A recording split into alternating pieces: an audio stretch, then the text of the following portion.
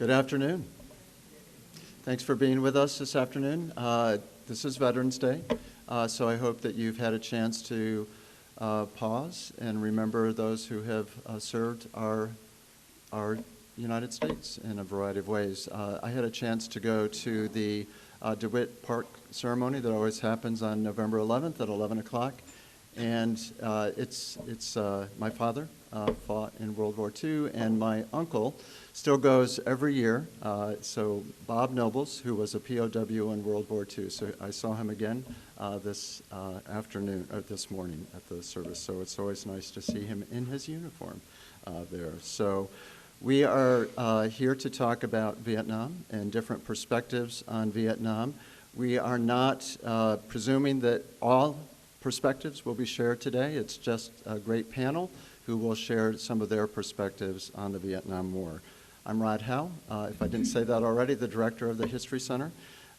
We do a number of programs and events. If you don't get our newsletter, please sign up at the desk to get our electronic newsletter that goes out twice a month. I think you'd be surprised about the number of programs and events that we offer. We're delighted, too, that this is the first in a new collaboration with Cornell University Press. So it's a collaboration between the press and the History Center called Cup Talks. So this is the first event as part of Cup Talks, and we're delighted to think about offering talks like this, where there might be a book that Cornell has helped produce that will be represented, but it will take a number of forms. There might be times that we talk about what are the new trends in focusing on history in terms of fiction or nonfiction. So please pay attention to what's going to be happening. And Martin Beanie is here from Cornell University Press, and he's just going to say a couple of words as well. Thanks, Rod. Yeah, we're really just excited to start these Cup Talks. And if you didn't quite get the Cup part of the Cup Talks, Cornell University Press, yeah? I know. Yeah. What's interesting about this collaboration is it actually stems in a way out of Bob Mrazek's book, which he'll obviously be talking about today. And his book is the first that's been published under a new imprint that we started called Three Hills. And again, that's the Three Hills of Ithaca. But it's a New York State, thanks. It's a New York State imprint. And that's history, politics, sport, culture, you name it, anything to do with New York State. And that's where this came from. So Rod got hold of us and said, what should we do? And we brainstormed for a little bit, and here we are at the first one of these, and we're looking forward to many more. So thank you, Rod, and thanks for Bob for showing up as well on our behalf. You know, this also was an occasion for me to ask, what material do we have on the Vietnam War in our own collections and archives? It turns out we don't have a lot. We have a lot of newspaper clippings, but if any of you have family members who wrote letters, diaries, scrapbooks that are from Tompkins County, think about eventually seeing if we're interested in adding them to our collections. We always want to make sure we're having a rich set of material, so that's a call for us to add to our archival material here. You may or may not know that it was on November 10th, 1982, so just a day ago, that the Vietnam Memorial opened. So November 10th, 1982. How many of you have been to the D.C. Vietnam Memorial? And of course, we have our own tributes here locally. At cemeteries, at parks, sometimes are related to a municipal building. So if you, sometimes we walk by commemoration material without really pausing to look at it. So that's one of the reasons I like going to the DeWitt Park, because it's very obvious. There's several materials there related to those who fought in our wars. So now I'd like to introduce our panelists. I will start with Bob. So Bob Mrazek, is that correct, Bob? Okay. Grew up in Huntington, Long Island. He graduated from Cornell University in 1967 and then joined the U.S. Navy. Following his discharge, he spent 2 years as an aide to U.S. Senator Vance Hartke. Did I say that correct? In 1975, he was elected to the legislature of Suffolk County and then served 5 terms in the U.S. Congress. Bob wrote several pieces of landmark legislation. He authored the Ameri-Asian Homecoming Act that brought 19,000 children of American military personnel who had served in Vietnam to the United States. After Mrazek retired from politics in 1993, he became an author, and of course his recent novel is And the Sparrow Fell, which you can purchase afterwards if you want, and Bob would be happy to sign those. He and his wife live in upstate New York and Maine. And by the way, I'm going to just, before I go on, we received an email of someone who couldn't be here today, and basically it says how important the act was to him personally. He says, I'm an Ameri-Asian who came to this country under the Ameri-Asian Homecoming Act. I want to thank you for hosting such an important panel discussion. The vast majority of Americans do not know anything about Ameri-Asians. We are forgotten people. Mr. Robert Jan Mrazek literally saved thousands of lives by authoring the Ameri-Asian Homecoming Act. So I just wanted you to know that we received that email. Next, we have Keith Taylor. Keith is a veteran of the Vietnam War and a professor of Vietnamese studies at Cornell University.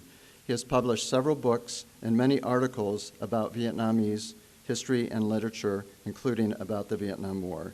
He has been teaching about the war for 40 years. Then we have Duxon Najon. I didn't say that very well. He's going to tell you how to pronounce it appropriately. So Duxon, thank you very much for being here as well. Was born in New Jersey in 1980. He's the first of 3 children of Vietnamese immigrants who fled their homeland in 1975. Duxon earned bachelor's and master's degree in computer science from Rutgers University and Villanova University. He and his wife Amber moved to Ithaca 8 years ago.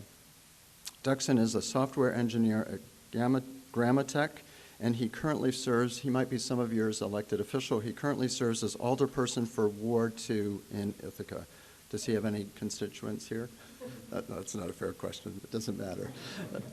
And then we have Harvey Baker, who grew up in Tompkins County, actually Lansing, and graduated from Lansing High School in 1965 and enlisted in the Marine Corps the summer after graduation. He primarily worked as a scout dog handler during his 2 tours in Vietnam with his dog named Rommel.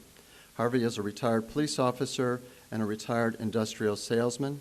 He is also an author and has 5 Vietnam War novels in print on Amazon, so you can find them under his own name. We made it clear he has no pseudonym, under his name on Amazon.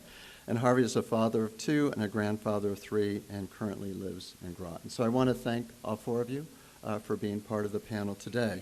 So the format will be that I'm going to ask them each a question. They're to take 5 to 6 minutes answering that question. Then we'll open up just for 1 or 2 questions from the audience. Then I have another question that they'll each take 6 minutes or so answering. I'm going to give them a chance to see if they have questions for each other before we then open it up to a more formal Q&A at the end. So the very first question is, and I think we're just going in order here, and if you can use the mic as we're going back and forth so that it gets appropriately taped. So Bob, we'll start with you. How has the Vietnam War impacted your life? The war in Vietnam had a profound impact on my life. I was born right after the end of World War II. I grew up in Huntington Village on the North Shore of Long Island when there were 30,000 people there, not the 300,000 who are there now. It was a very innocent time, aside from the fact that we were dealing with the Russians in the Cold War. It was an innocent time. And in 1960, it was a particularly optimistic time. My parents were quite liberal. My parents were still supporting Adlai Stevenson in 1960. I had fallen in love with John F. Kennedy. I was 15 years old. He seemed so different from the other leaders on the world stage, all of whom were doddering around in their 70s and 80s. Of course, I'm 72 now, so I don't know about doddering. In any event, he seemed to me to be kind of the hope of the world, and a lot of other people felt that way too. The 60s started out as a very innocent time. The only invasion our country sustained at that time was the British invasion led by the Beatles.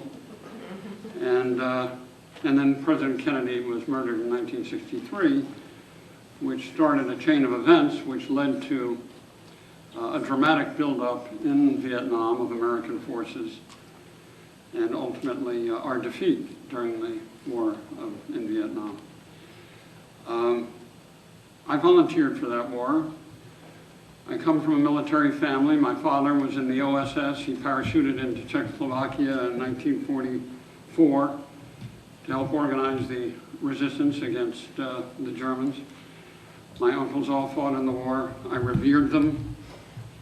They didn't talk about it, but I felt growing up it was the most important time in human history in which two nations looking to enslave the rest of the world came very close to doing it, and it took the participation of the free world and most everybody who was qualified to serve during World War II who went. And I came here to Cornell in 1963. I graduated in 1967. I was influenced by a member of the government faculty. I was a government major who was a very hawkish guy on Vietnam, who believed we were helping a fledgling democracy fighting communist subversion and terror. I think he should have known better, but I didn't question him. And I also had a very shallow and romantic view about war and nobility to fight for my country. And so I volunteered for what was called the Swift Boat program, which were swift boats that patrolled the Mekong Delta region in Vietnam. I was injured during training and with a very traumatic injury to my right eye, and I spent 2 months in Newport Naval Hospital. The first about 10 days, I had patches on both my eyes because they were worried about what's called a sympathetic injury. I woke up in what they called a dirty surgery ward at Newport Naval Hospital. Dirty surgery ward meant men with raw wounds, injuries. And it was filled with Marines who had largely come back from a battle called Can Tien in October of 1967. It started prior to that. All I could do was listen to them. I couldn't see them. I was laying there in a bed for, as I say, about 10 days, listening to them talk about what they had done, what they had seen, and it gave me a sense right away of the injuries they had sustained, not just the physical wounds, the psychic wounds, and the emotional wounds. And I spent, as I say, 2 months in that hospital, most of that time in that ward, with men who I knew were never going to be whole again, in one way or another. And it rammed home to me, for the first time, the human cost of that war. Not only what it was causing in human terms to those of the guys who went over there to fight it, but what we had done in Vietnam to the Vietnamese people in some cases. And when I came out of the hospital, I was very angry. And that anger fueled a pretty long political career on my part. Many years of which, particularly in Congress, I spent trying to make sure that we were not going to have to fight another war based on a lie, which Vietnam was. The lie about the Gulf of Tonkin incident, in which the Maddox and the Turner Joy, two of our destroyers, were supposedly attacked by the North Vietnamese. It never occurred. I'll close by saying one of the big ironies to me in my life was after having done, I thought, some good things in Congress, in particular having an amendment passed that some view as having potentially prevented a war in Nicaragua when President Reagan and his minions, Colonel North and others, were pursuing a conflict to take out the Sandinista government in Nicaragua. That when I left Congress and became what I wanted to be before I ever thought about a political career, which was a writer. 9/11 took place in 2001, and my son came to me and he said, "Dad, they attacked our country and I'm volunteering." And I thought, wow, this is eerily reminiscent of something that I went through. And he grew up being taught by his father about the value and the importance of World War II and the nobility of that cause. I didn't tell him enough, I suppose, about Vietnam. And I tried to talk to him about it and the things that could occur or might occur that we couldn't predict at that time. And he said, "No, I'm going to do it," and he did. And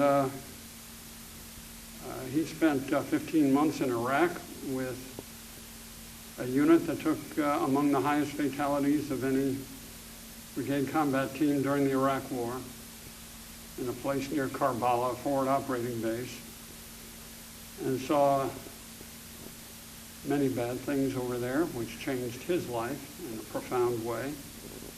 And it just struck me as so ridiculous that my son would end up volunteering. But the other thing that struck me about it was most American families didn't have any stake in the game in Iraq. And that stemmed from what happened in Vietnam. We had an all-volunteer army because people didn't want to participate in the draft anymore. Well, those 15 months my son was over there were the hardest that I ever had as a parent. And something happened in January of 2007, which I won't get into because I can't fit it into 6 minutes, but it reinforced to me the hollowness of that war, the cost of that war, the idiocy of that war, the arrogance of the people who got us into that war. And now we've got in all due respect, an unpredictable, erratic man in the White House who's staking out territory to take on Iran, and I don't know where it ends, but maybe it helps to talk about these things and why they happened and how they affect us. Thank you.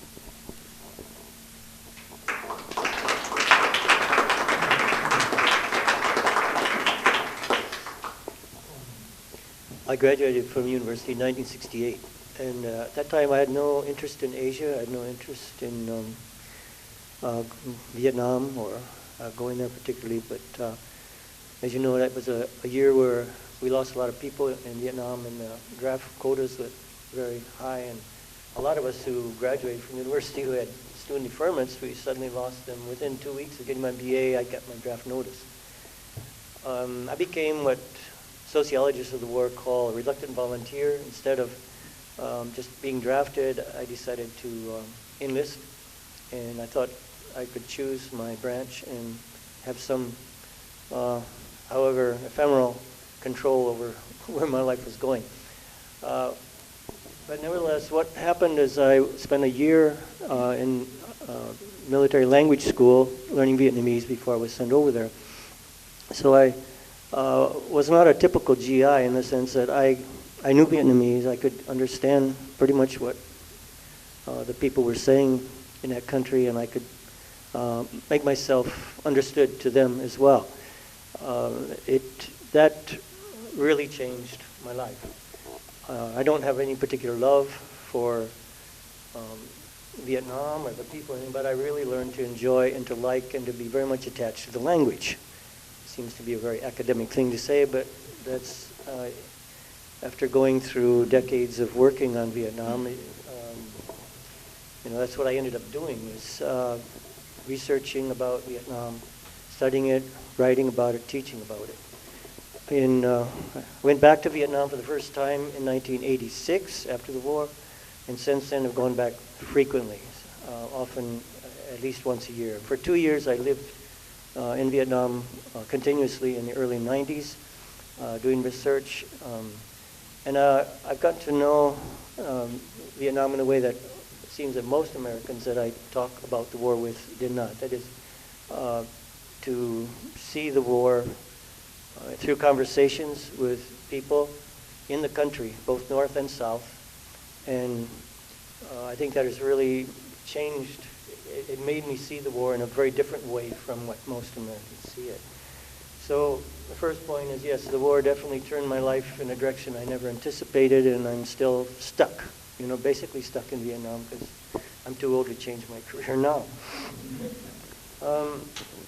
Also, my studies in Vietnam have changed how I see the war, and they're very different, and given me a view of the war very different from most people, from the way in which we've been taught to remember the war in this country. For decades, we've basically been getting a kind of recycling of Hanoi wartime propaganda as our narrative of the war, which comes from the generation of anti-war academics that are writing shelves of books about the war ever since. But if you, at least I can only speak for myself, but as I've tried to put into my understanding of the war, my experience of the country and all the people there, I don't think, I do think we had a good cause, however bungled it was. And I don't think we lost the war. We walked away from it. There's nothing mysterious about that. We did a very legitimate thing in a democracy, which is to decide that we had other priorities. And this war was no longer a priority. It's actually not one war, but it's been, it's a whole series of wars, because that war over the years changed a lot from administration to administration. And so it's, I think, a bit of a fiction to speak of the war in the same way it's a fiction to speak of the Vietnamese people. There's a lot of different kinds of Vietnamese people. And I've been I guess what's most different about the way I see the war than others as a result of my experience is I listen to and I take seriously the South Vietnamese who did not want to live in a communist country. And I lived in Hanoi for 2 years in the 90s, and I got to see firsthand what it's like to live in that kind of a country. And it made me understand all the more why I think we did have a good cause, however much we decided that it really wasn't in our interest to pursue it. I have one other comment about how the war changed me. I grew up in a small family farm in northern Michigan, and was raised with sort of the normal kind of patriotism that people in a community like that had. And when I think about when I went into the Army and then I realized eventually that I was going to go to Vietnam, it really made me think and stop to ponder the question, what am I willing to die for? I could expect to, a lot of people died over there, and some of them were my friends, and so I thought about it a lot. And I decided that, yeah, it was I was ready, I could die for this. And I understood that what I would be doing would be not only the protecting the freedom of the Vietnamese people who didn't want to live under this kind of a government that they had in the north, but also I would be protecting the freedoms of my fellow countrymen who disagreed with me and who had very different viewpoints.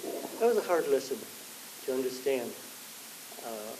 And I think today a lot of people in the military really struggle with this because they're such a minority, not so unrepresentative of our population, but they're being called on to defend the things, to defend our freedoms, and they're not really appreciated in the way, the depth of commitment that they have to our way of life. So that's, I guess, about. Oh, the only other thing that made me stop and think one time in conversations with some of my friends and acquaintances, who are very negative about the role of the United States in the world in the last 50 years. I always ask them, well, who else would you rather be in charge? What other country would you rather be the dominant power in the world? The Russians? The Chinese? That usually ends the conversation.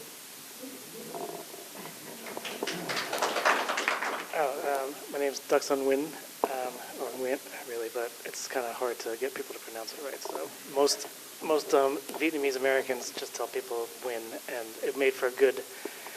My friend made a T-shirt that said "Win for the win," so it makes for good puns when you're running for office. I would not have existed if it were not for the Vietnam War. My parents came in 1975, and they met in Pittsburgh, so it's extremely unlikely that they would have met in Vietnam. So I owe my existence to the war, which is ironic because I'm sure that had I, as I exist today, were alive in the 60s and 70s, I'd surely be opposed to it, given my politics. So I grew up in two worlds. I grew up in suburban New Jersey, so a big chunk of my life was very much a typical American upbringing, where I watched the same pop culture as my peers, ate pizza and fried chicken, went to prom, all those things. While at the same time at home, my parents spoke Vietnamese. I lost Vietnamese very quickly as soon as I entered the school system, so at this point, I'm sure I speak it much worse than Keith does. We ate different foods. A lot of Asians talk about lunchbox moments at the cafeteria when they, take out their food and it looks totally different from what their friends are eating. And I largely had sandwiches packed, but once in a while I'd had leftovers, Vietnamese food leftovers that people would look askance at, and I had many of those other kind of cultural difference moments.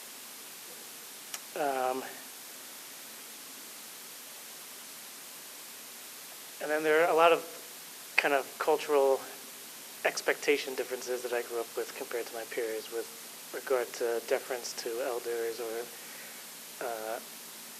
academic expectations, strictness. I wasn't supposed to date until, I was done medical school, which I never went to. And in some ways, I'm not sure my parents would cop to this, but I've always felt like, if I didn't become a doctor or a lawyer, they'd be disappointed because I became a programmer, which I find to be a perfectly respectable occupation.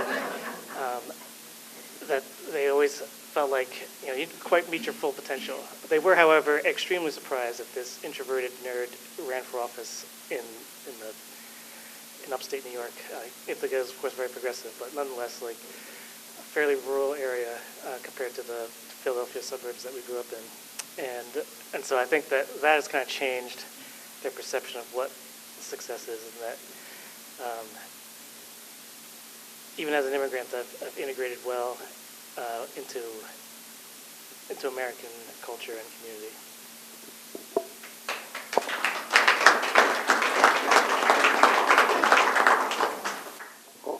My name is Harvey Baker, and I grew up in and around Tompkins County, graduating from Lansing High School, 1965.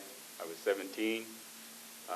August 15th, I turned 18. August 28th, I got my draft notice. And went in November. I enlisted in the Marine Corps instead of being drafted into the Army. I went into boot camp and reported in November of 65. Did all the basic training, all that stuff, infantry training, and was on a ship going to Vietnam by March of 66. Went over by troop ship. My welcome to Vietnam was a huge firefight off on shore. We were on ship, and by the looks of all the people that were on the rail of the ship at 4 o'clock in the morning, I thought the ship was going to turn over as we all watched this huge firefight going on, not knowing what's going on, and a huge firefight, tracer rounds, bombs going off, mortar rounds, etc. And then LST comes out, which is a small Navy craft, comes out, colonel in it, and a radio man. They're all in the faded uniforms, machine gun belts draping off of them, grenades hanging off of them, and they get on the ship. Ship stops, and we don't know what's going on. We don't have any weapons. We don't know if we're going to make a landing in the middle of an attack or anything like that. And then they get off. Ship goes forward. We're headed for the the Da Nang Harbor, a PBR, which is a small riverboat, comes by with sailors water skiing behind the boat. And then we go into the dock, and we get off in the dock, and there's a bunch of prostitutes going, "Hey, GI, you know, welcome to Vietnam." Then we get into cattle cars, because we didn't have buses or anything. You get into cattle cars, and they took us over to a soccer field for doing the paperwork and assignments and that kind of thing. And that was my welcome to Vietnam, and it was a strange adventure. Vietnam itself, the Vietnam War, you asked how Vietnam affected me. Vietnam shaped my whole adult life. And I did 2 tours in Vietnam. I worked mostly small team reconnaissance patrols. I was a scout dog handler, and I had a dog named Rommel. And Rommel and I and 5, 8, 10-man teams would go out into the mountains for a week, sometimes 2 weeks at a time, on the Ho Chi Minh Trail, and even into Laos, across the border, not into Cambodia, but in the upper I Corps area. I saw a lot of combat over there. And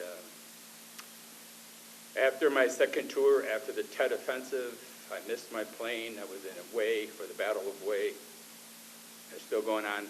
My plane came and went, my rotation date. The plane came and went without me. I went home after the battle was over. And I came back and flew into San Francisco.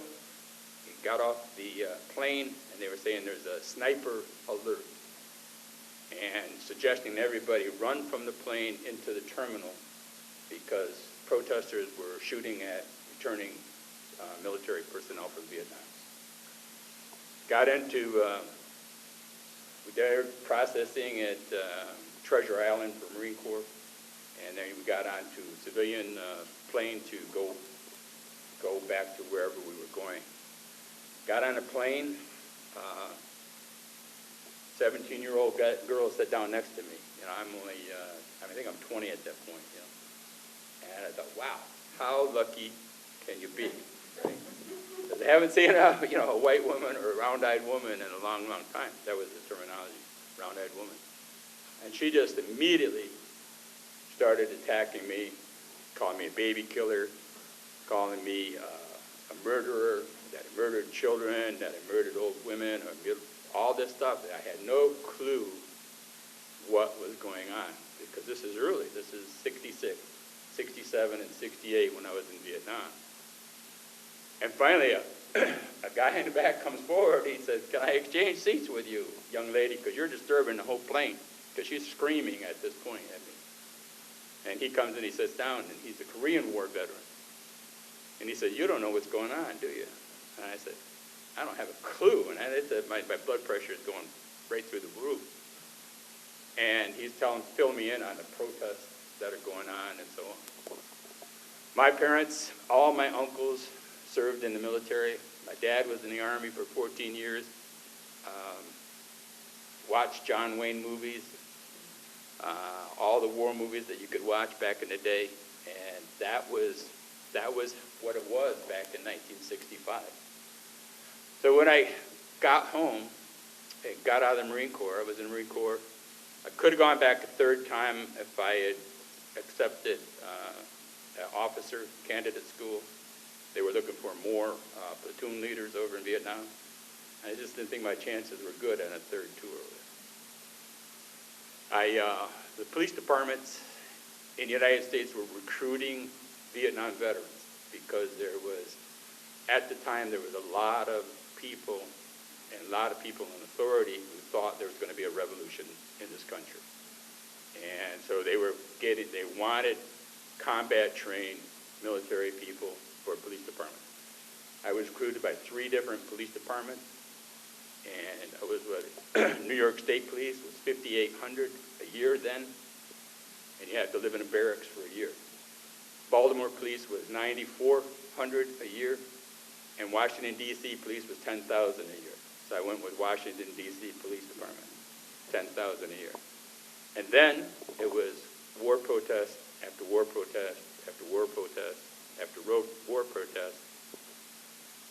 The biggest, which was the May Day demonstration of I want to say 71, or it could have been 71 or 72, where we arrested, 71, where we arrested 12,000 people, okay, at that. The city, I went through the race riots, I went through the SDS bombings, Nixon's inaugurational parade, where there was a hell of a battle going on. And then after, I was there as a policeman for 11 years total. I retired from there on a disability. I went on to become an industrial sales rep, and then I did that for 30 years anyway, and then I retired from that. That's when I started writing. I'm also a woodworker, cabinet maker, furniture maker, which I have a lot of fun doing that.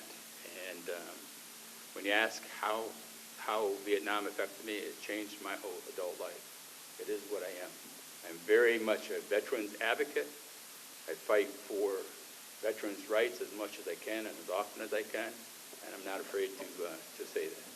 I'm with the Vietnam Veterans of America. I helped form that organization. I'm with the DAV, Disabled American Veterans, and I'm also with the Veterans of Foreign Wars. And that's kind of it.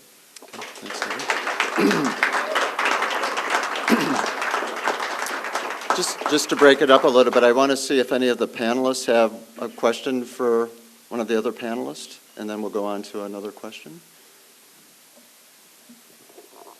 You touched on it a little bit. I'm curious, so in my life right now is the most polarized and divisive time politically that I've ever seen, but I did not live through this period that you're talking about. And so for any of you, how do you compare the divisiveness during the war compared to how it is now? I would say that the politics got us into the war. Bad politics, bad information, ego, big ego, and just plain ass lying in the war. And the statistics, the media coverage, the generals, the presidents, the vice presidents, all those different administrations that were involved.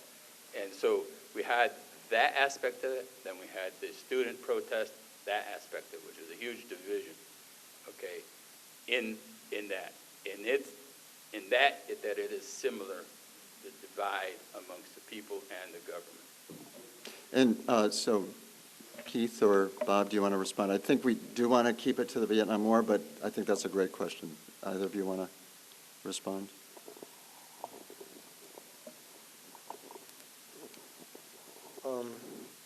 I'm not sure what the question is, but Just similarities between the divisions today? no, it's a very different time. Back then, I remember I was being very used to all of the uproar and the street politics and the violence and the bombings that we had here and the riots, and how by the late 70s, when things began to calm down, how kind of strange it felt. It wasn't normal, because I'd grown up in all of, or at least had gotten, in my youth, had gotten very accustomed to that kind of a situation.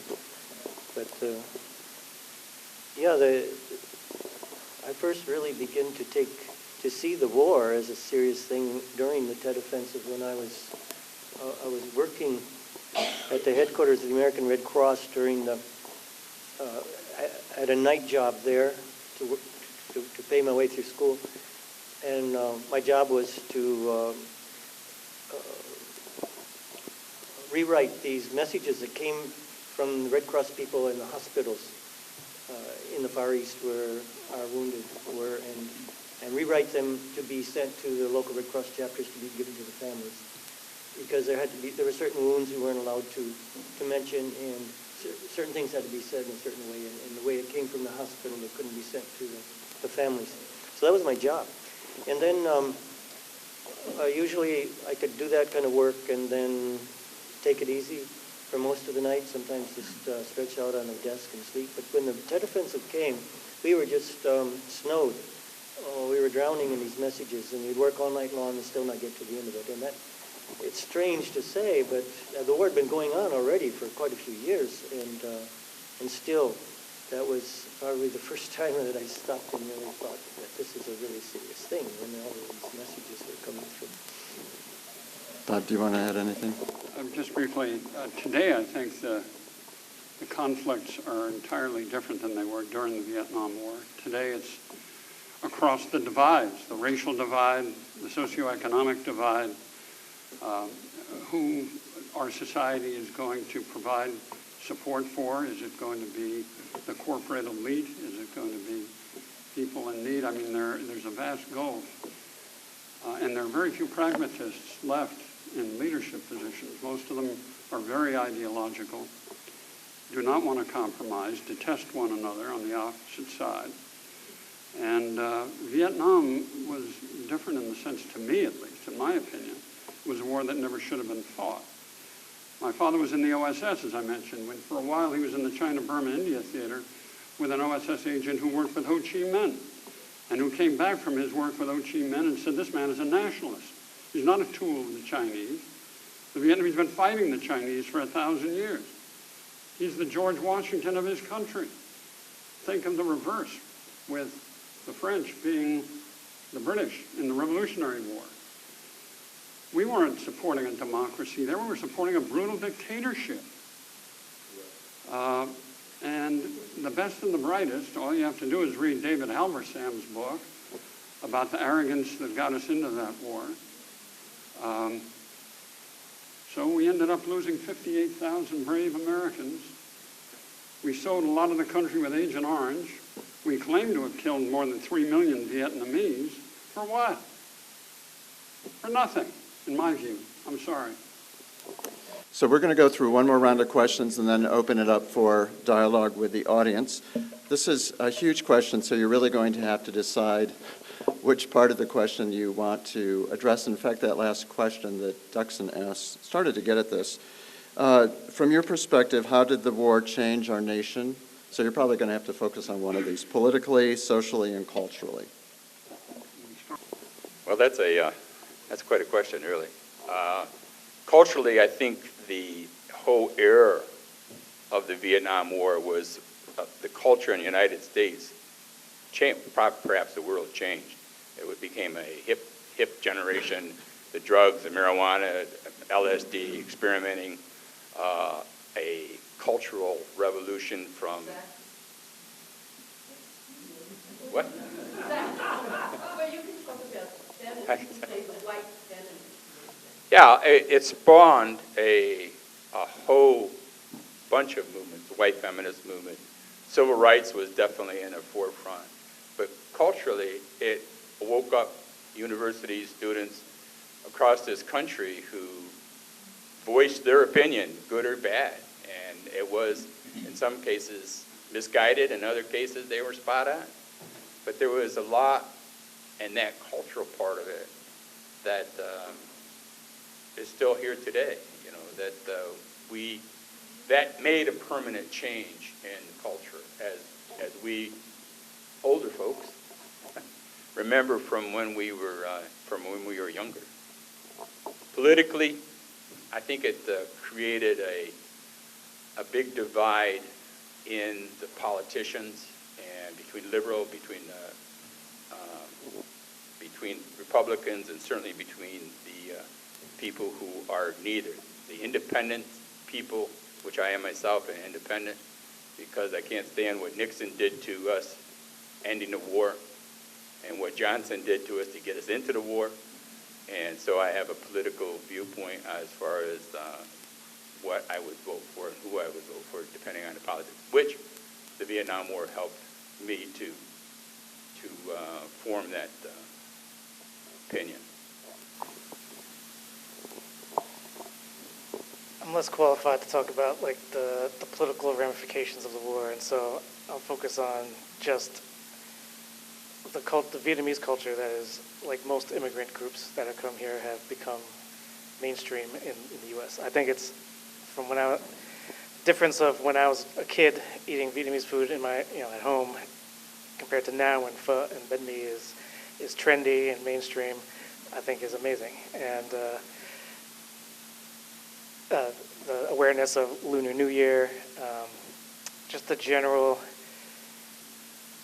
awareness that not all Asians are Chinese. People actually use the word Asian now instead of just calling it, like when I was a kid, everyone assumed I was Chinese. So I think like just and this is true, again, true of all mass influxes of immigrants, that the fabric of the U.S., already a tapestry, as someone may argue, was continued to be diversified through my parents and their generations' immigration to the U.S.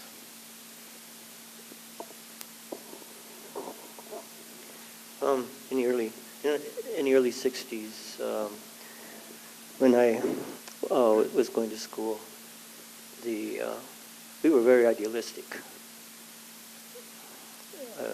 I remember in college, the word that we heard a lot was relevance, how to be relevant in the world, to make a difference and all of that. By the end of the 60s, this had been replaced by a deep cynicism. That's one of the things that I think the war has done to this country. We've never kind of regenerated any kind of idealism, and we continue to kind of flounder around in cynicism, it seems to me.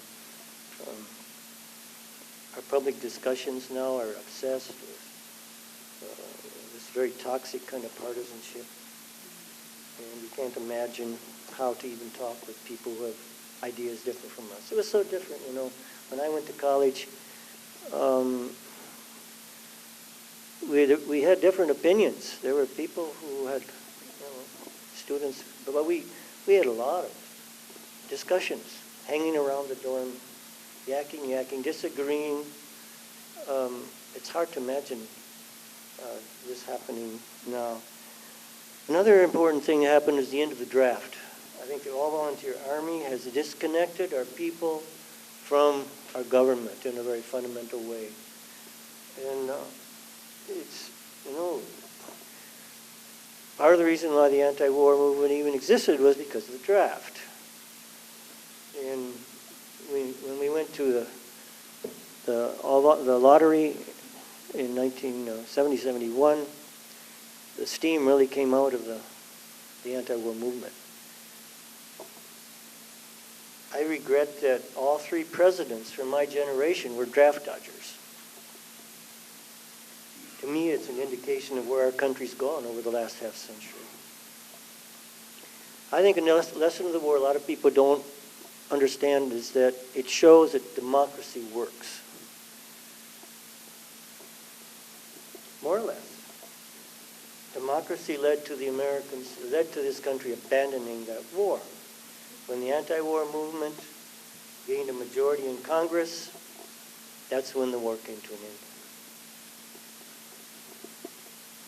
And as I mentioned before, we didn't lose the war. We chose to abandon it. We walked away from the war. It's a perfectly legitimate thing for us to do. We had more important things to deal with. We had all these uproars in our country. We didn't need the Vietnam War anymore. And Nixon was able to change the whole Cold War thing from a two-sided thing to a three-headed thing, which made the whole Vietnam situation much less important to us. But I think that one of the saddest things the war has done to us is it's left us with a bad conscience, which we adamantly, for the most part, refuse to admit. We denigrated and scapegoated our South Vietnamese ally to justify a national choice that appears to be dishonorable. We walked away from our commitment. We broke our promises, not only to our ally, but also to our people who gave their lives for it. So we've made heroes out of our enemy and blamed and slandered our ally as having been unworthy of our commitment. Now this has produced a national bad conscience that feeds our cynicism. That's what I think. I disagree with people who still think that Ho Chi Minh was some great George Washington type figure, a nationalist. We know very well that's not true anymore. We have a new generation of young scholars who know Vietnam, who studied there, who spent time in Vietnam, working in the archives, who know the language and coming out with books that are generally not read by most people, but tell us a little bit more about what was happening there, what Ho Chi Minh did in North Vietnam, the kind of tyranny that was established there. And it's nothing that I would want to support or applaud. He's a very clever man. He created a cult for himself among the people that they ruled there. But it's nothing I admire. Also, you talk about dictatorship. The dictatorship in the South was nothing compared with what was going on in the North. In the South, by 1967, they had a constitution. They began to have elections. Sure, it wasn't like our kind of democracy. It was not perfect. They were struggling. And I know a lot of the South Vietnamese of that generation who really worked hard to develop an alternative to what was going on in North Vietnam. Corruption? Yeah, but what you don't remember is the corruption in the North. Now, after the war, we know from the Soviet archives, and the Russians, they knew what was going on in the North. All of the corruption there is much or more than the corruption that we know is in the South. And all of this business about corruption is a kind of a code, in a way, to denigrate people who are struggling in situations very different from our own. And a mention of people like Halberstam, who was proud of having helped to overthrow one of our allies. I think he had a very negative and bad effect on the way we understood what was going on in Vietnam. He went over there as a young journalist, eager to make a story and become famous, which he did, but in the process contributed to our government deciding to overthrow the government that we were supporting there in 1963 and making things even worse than they were before. So I know that probably most of you here disagree with what I'm saying, but that's fine. That's what this country's for. And that's why I'm happy to say I'm a veteran and that I fought for our freedoms, that we can have different points of view. We don't have to live like they do in North Vietnam and Vietnam today, where everybody has to spout the same line, say the same thing.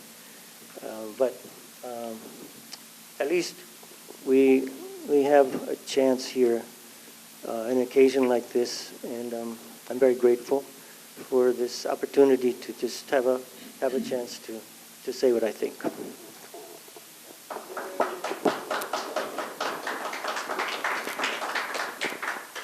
It should not have been our war. It was a civil war, just as we fought a civil war over slavery. That war was not our war. And a group of leaders, in their arrogance, decided that we were going to intervene because of something called the falling domino theory, which was totally wrong. And, you know, culturally, in terms of the question and the impact of Vietnam on us today, I would take one small example, and that is something we've talked about, which is the end of the draft. The draft during Vietnam was very flawed. It wasn't like the draft during World War II, when men volunteered and wanted to serve. The draft was, during the Vietnam War, something that led to the war being fought by one class of Americans. If you were an Iowa farm boy or a Southern kid, or from Queens, New York, or from the inner city of Detroit or South LA, you were drafted and you went. And if you could afford to go to college, you didn't have to go.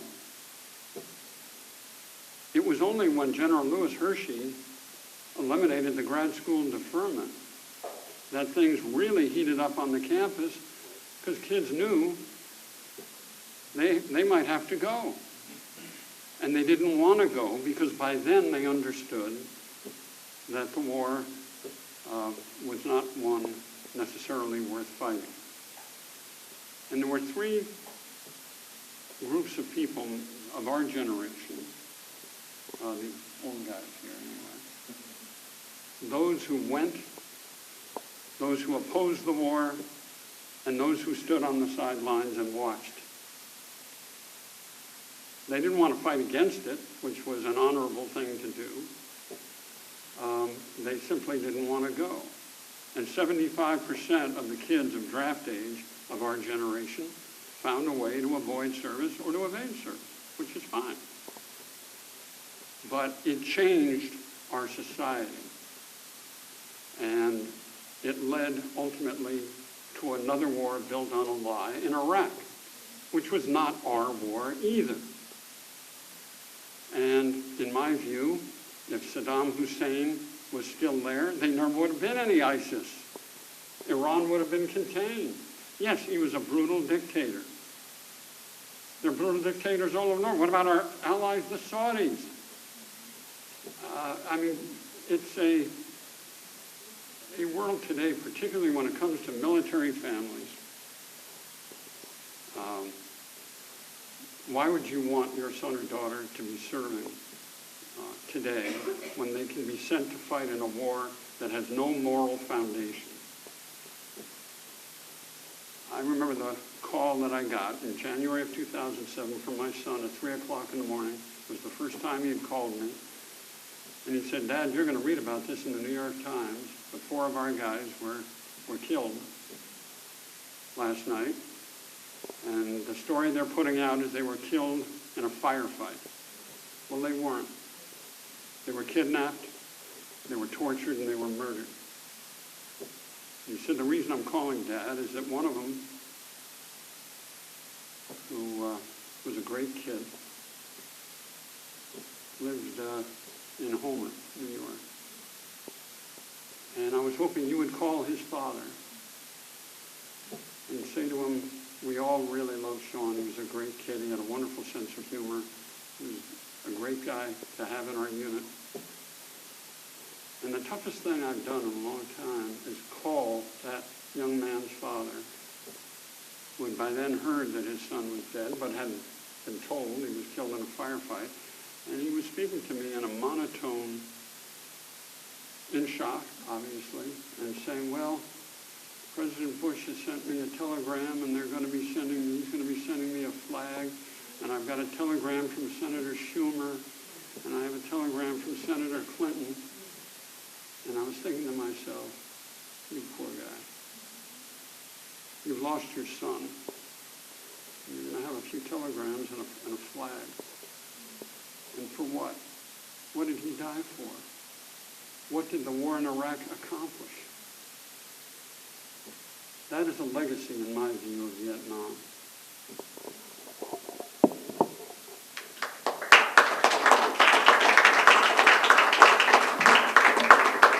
So we appreciate that different perspectives have been shared. We appreciate the candor.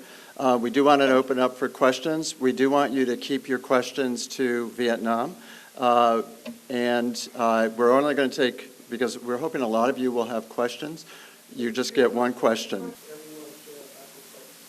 Yeah, so my dad and his family are from Hanoi in the north, and they fled the north when communist upheaval was happening, and lived in Saigon thereafter. My mom's family is from Hue in the center. They both ended up in Saigon as the war raged on, and in 1975, April-ish, I believe. They had different paths to getting to the U.S. My mother's family was a little wealthier than most, and they had commissioned a private ship to take them to the Philippines. If I remember correctly, or maybe it was to Taiwan, and they had trouble, and so they ended up in the Philippines. But ultimately, a U.S. ship took them to Fort Indiantown Gap in the U.S., and that's where they came into the country. My dad's family, for starters, if I misremember some details, you can Google Ithaca Voice and then my name, and I wrote a whole article about this. But I can't. I sometimes screw up the tiny details. My dad was a little more harrowing, though. So he points out that they were lucky in the sense that Saigon was under martial law because everyone was forced to stay at home. This is before cell phones, obviously, and so the sole, if you weren't home, it would be impossible to get in contact with other members of the family. My great uncle got word that there are a bunch of Navy ships parked on the Saigon River, ready to disembark, and that everyone should get the hell out of there as quickly as possible. And so everyone already had a bag packed, and they were ready to go at a moment's notice. And so they ran down there and made it on. My dad loves to say that he came on with the shirt on his back, a bag of clothes, and a bottle of whiskey. And he dropped the bottle of whiskey as he ran over the gangplank.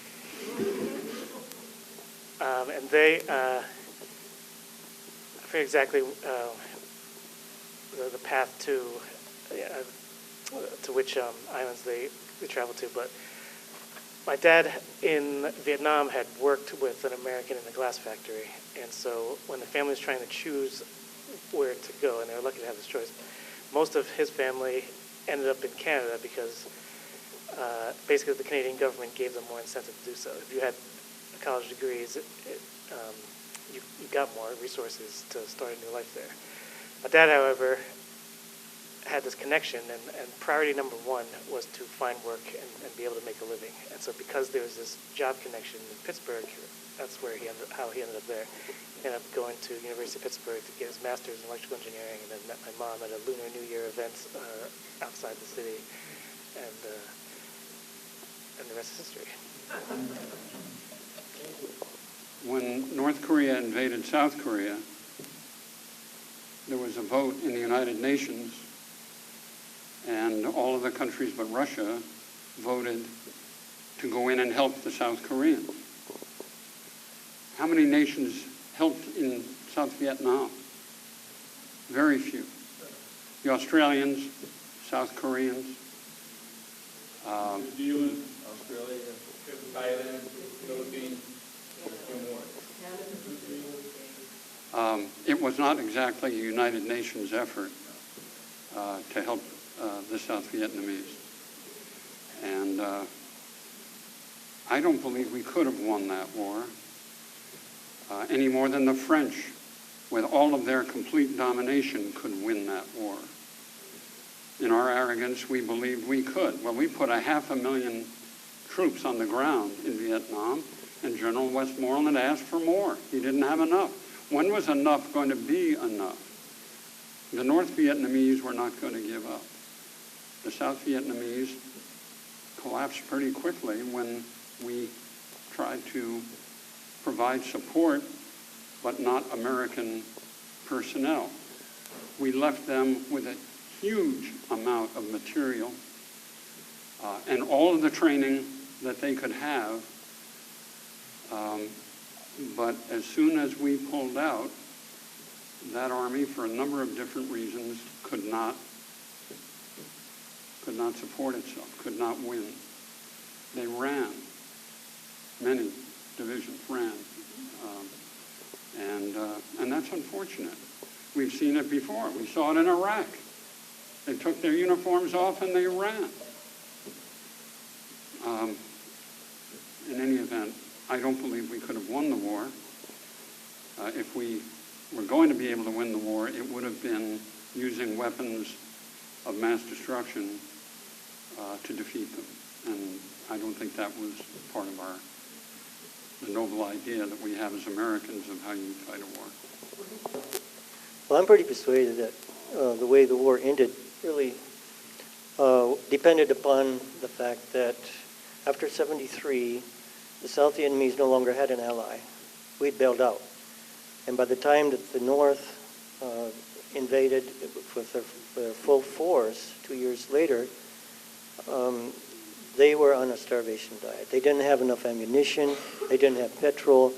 They simply couldn't function as an army should. On the other hand, the Northerners, they still had the full support of the two big friends, the Soviet Union and the People's Republic of China, continuing to pump all the help that they could into the North. And so you can't compare the North that still had the full support of its allies and the South that had been abandoned. It's no comparison at all. Also, I don't think that it's quite fair to call it entirely a civil war. It was also a war of aggression. North Vietnam started this war. It didn't have to, but it did. And we know very well now through archival work how these decisions were taken in the North in the late 50s to initiate a new war and why they did this. And of course, I want to mention the domino theory because it's always easy to make fun of it. But on the other hand, if you consider the countries in Southeast Asia who understood at that time that they were dominoes, and what did they do, and what happened? In 1967, when we, after we had intervened, however ineffectively, these countries formed an organization, which is known as ASEAN.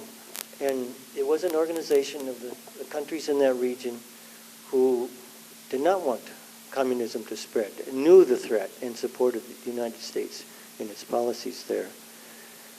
And I do believe that we did win the war in '72, because if you look at it, the North in 1972 invaded the South with everything it had.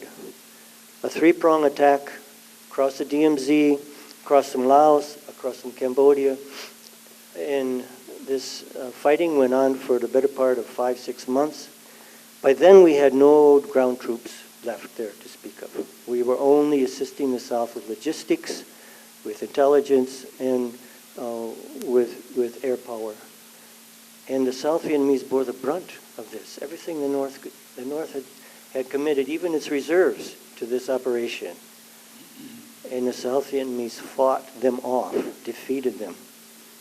And it just blipped past the minds of Americans who wanted to think the South Vietnamese could not fight, did not want to fight.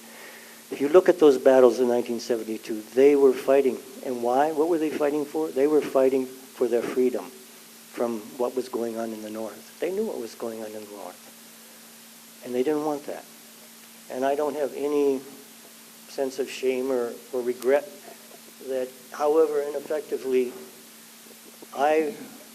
my life meant in terms of this episode over there, that I didn't make the commitment that I did to go and serve. I think it was a good cause. And I'm even more convinced of it now than I was then, after having seen what the victors have made of that country the years since. If people are not involved today, sure, the wars are going on today, and the wars were going on back then. Back in the Vietnam War, 9 million plus were in the military. That's all the military. Over almost 3 million served in Vietnam. And today, it's in the thousands of people that are serving. Our force is not in the millions, certainly not 9 million as it was back then. So everything as far as that goes has changed. But if you take what has changed in our society, what has changed in the draft, for instance, is now you have generations of people growing up, of young men, if you will, and women who say they're not going to go to war. They have no qualms about saying that. Why would they go to war? There's no background for them to go to war, because we protested the war, and we protested the politicians, and we protested policies and everything like that. So there's no desire for young people today to volunteer. Certainly we have volunteers in the military. We have an all-volunteer military today. But if they were ever to institute a draft again, it'd be a riot in this country that you wouldn't believe. So that's what that's.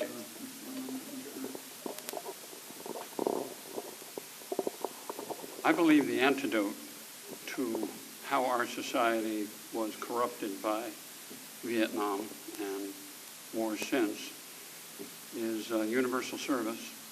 I believe in a service year plan where every young person in America, young men, young women, medically capable of doing it, would serve for 1 year between the ages of 18 and 22. It could be in supporting the military, it could be in conservation, It could be in the inner cities, it could be in education, but it would say to us as a society, we are all in this together. Across the racial divide, across the money divide, kids from every walk of life and every racial background would come together in common cause to do something for 1 year for their country. And I really think that that could change our thinking. Particularly, there are 3 million, approximately 3 million a year in that age group. I'm working with a general named Stanley McChrystal, who commanded our forces in Afghanistan on the Service Year Alliance. And we're making progress on it. And my hope is that we won't see a terrible terrorist incident, but it's entirely plausible in the future. I mean, we brought down, by buying them and destroying them, from 55,000 nuclear warheads in the former Soviet Union down to about 20,000. But there's still 20,000 of them in the former Soviet Union under some level of protection. Who knows what the future holds? But if 3 million young Americans spent a year working for the country and had a few months to work in emergency medical treatment and had to deal with crisis management in different ways, I think we would be much better prepared than we are now. And again, across the divide, we would all be in it together. So I think it's something that hopefully could be embraced as opposed to just a reinstitution of the military draft. No question. Keith, did you I just want to say that I'm really, really glad to agree so entirely with Yvonne. I've been thinking along the same lines for a long time. So one issue I've had with them is that they don't talk about it all that much. It was only because of the aforementioned article that I wrote that I really was able to dig in to even the escape story. That said, I know that my father's more nuanced on it, and my mother was and is supportive of intervention. My dad's views have evolved over the years to one of greater skepticism today. They both love the U.S. and feel lucky to live here, and I feel the same, that circumstances allowed me to be born and raised here.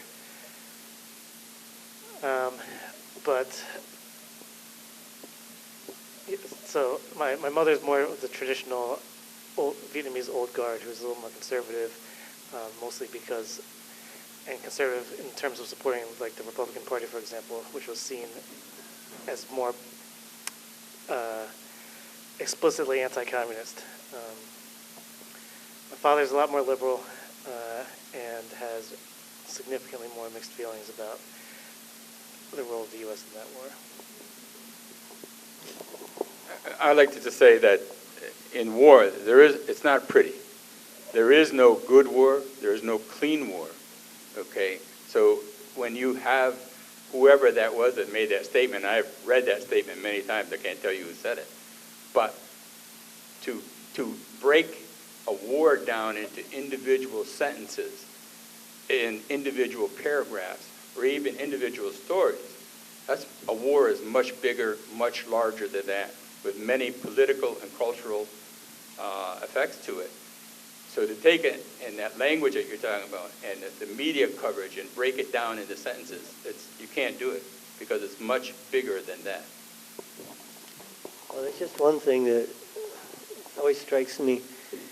You often hear people saying that over there we GIs called the Vietnamese these racist names like Gook and so on. I never experienced that. In fact, when I was in basic training and my drill sergeants were all just fresh out of Vietnam, they never used those terms. They called the enemy Charlie with a lot of respect. And they taught us to respect the enemy because they could kill us. But yeah, You do find out this prejudice, and it's not just on one side, it's on both sides. We know that the Japanese troops committed atrocities against American troops as well in the Pacific. Nobody is clean and perfect in war. It's terrible. Just like Harvey said. And you try to score moral points one side against the other in wartime, I think, is a very futile effort.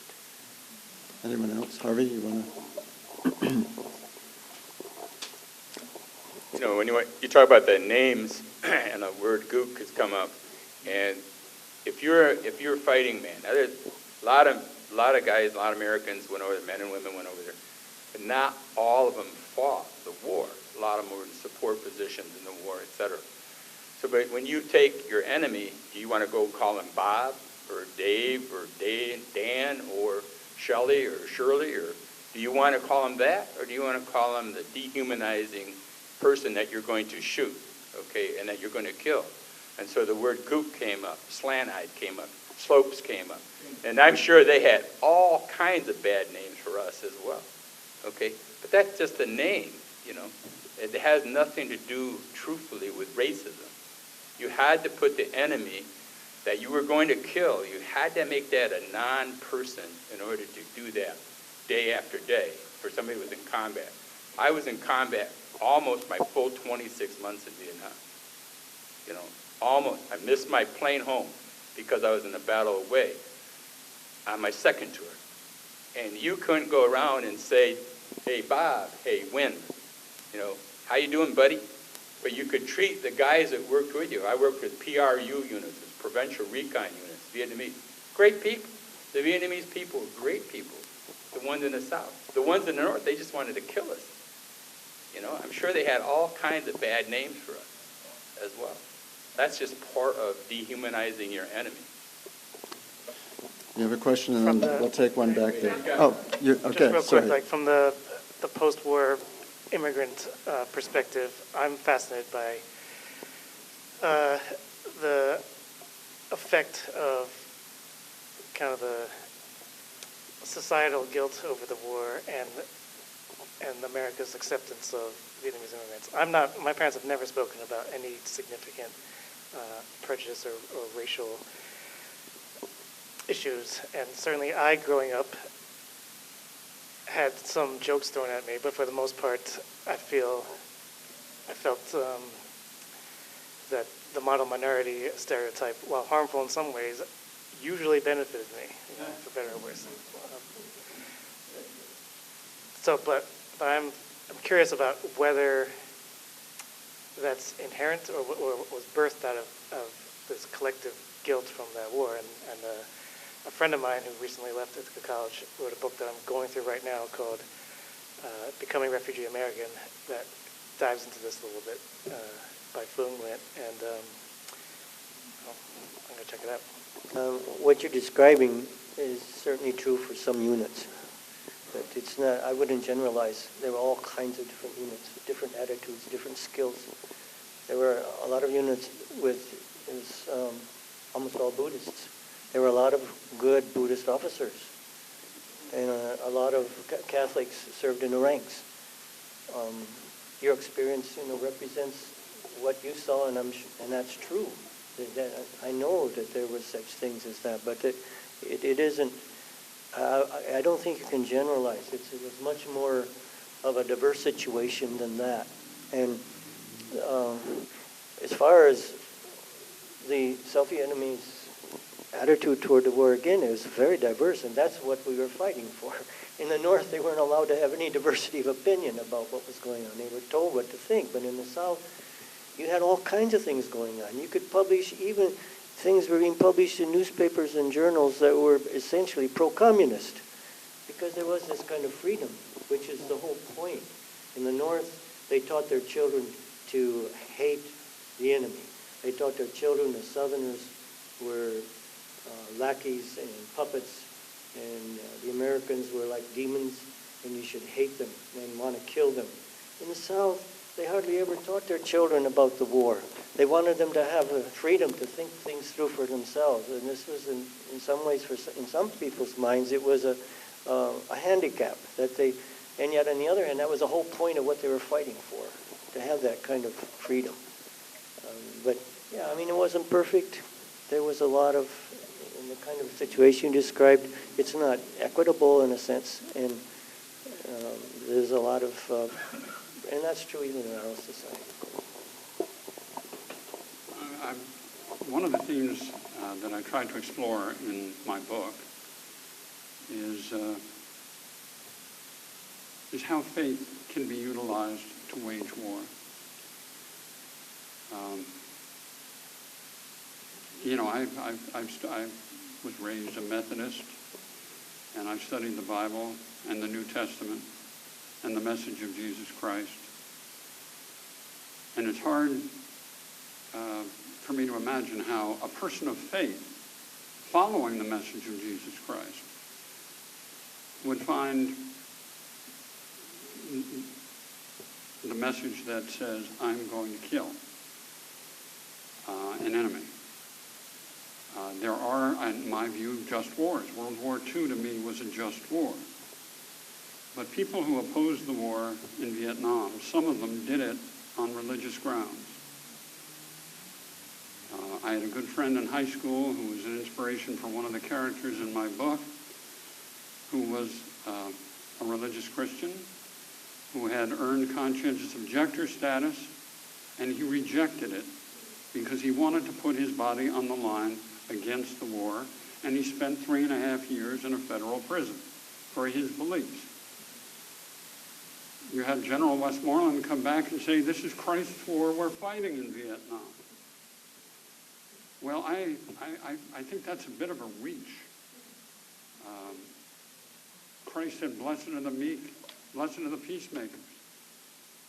Turn the other cheek, Matthew. Hit him again, turn the other cheek. That's not exactly a message that should have sent Christian crusaders into Jerusalem all those years ago. And we've been seeing a message that I think has been corrupted to make war, in certain wars anyway. And anyway, I think it's an interesting theme to explore. Well, it just happens that a colleague of mine is just finished writing a book about this very topic, and it should be published in a year or so, comparing the experiences of children in the North and in the South during the war. And it's pretty interesting. It's fascinating how different the two societies raised the younger generations, and the educational program and the kind of indoctrination. But yeah, you're right. It's been like a totally blank topic, and that's why this book will be quite important, I think, to open it up.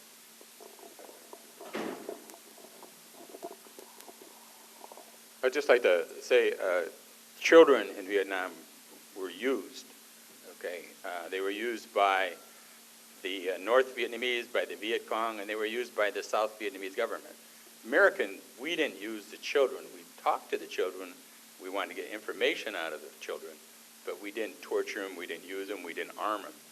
However, the VC and the NVA would do all of that. The children would go out and they would plant booby traps, which are called IEDs today.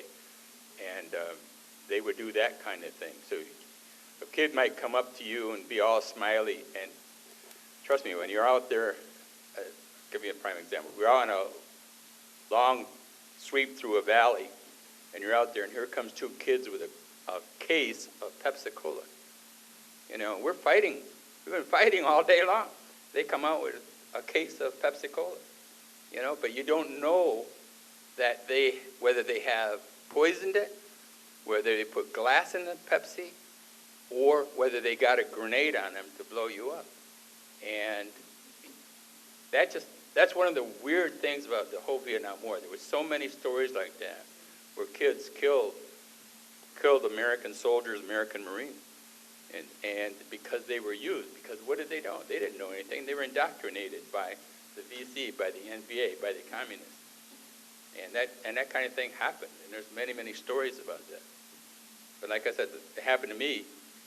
Fortunately, they just brought out Pepsi-Cola for us to drink. There was nothing in it. But I mean, you're talking about a bizarre event in the middle of combat. You know, that was one of them. So let's thank our panelists.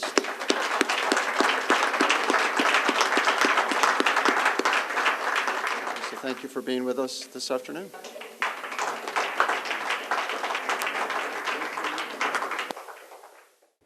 And the Sparrow Fell is a novel that I've written about the Vietnam War. I've written 2 nonfiction works as well as 7 novels prior to this one. I believe this is the most important one certainly I've ever tried to write. I began writing it when I was in Newport Naval Hospital in 1967, which is 50 years ago. It's taken me a long time to finish it because it's a very complex war. A lot of us lived through it. The author John Updike once said the 60s were a slum of a decade. Certainly the end of the 60s became that through the war. It's a war that divided us in many ways. It created challenges that we still live with because it was a war built on a lie, and we lost 58,000 young Americans in that war. We claim to have killed over 3 million Vietnamese. It cost us hundreds of billions of dollars to fight it, and it ended up with an awful lot of Americans divided and with the country torn apart. It's not a popular subject for a lot of novels. There are thousands of novels about World War II, relatively few about the war in Vietnam. And I've told this story through one family, a family that's at war during the Vietnam War, and 2 brothers, one of whom is heading to Vietnam, and the other who is morally and conscientiously opposed to the war. I think it's an entertaining story with some important underlying themes. It's an exploration of heroism, and heroism comes in different forms. Heroism can be battlefield courage, something very honorable and to be admired. It can also come in moral courage, putting one's life on the line against something that they believe is wrong. So I hope you'll consider buying the book. It's gotten some very good reviews, the best advanced reviews I've ever received, and I hope you'll consider that. Thank you.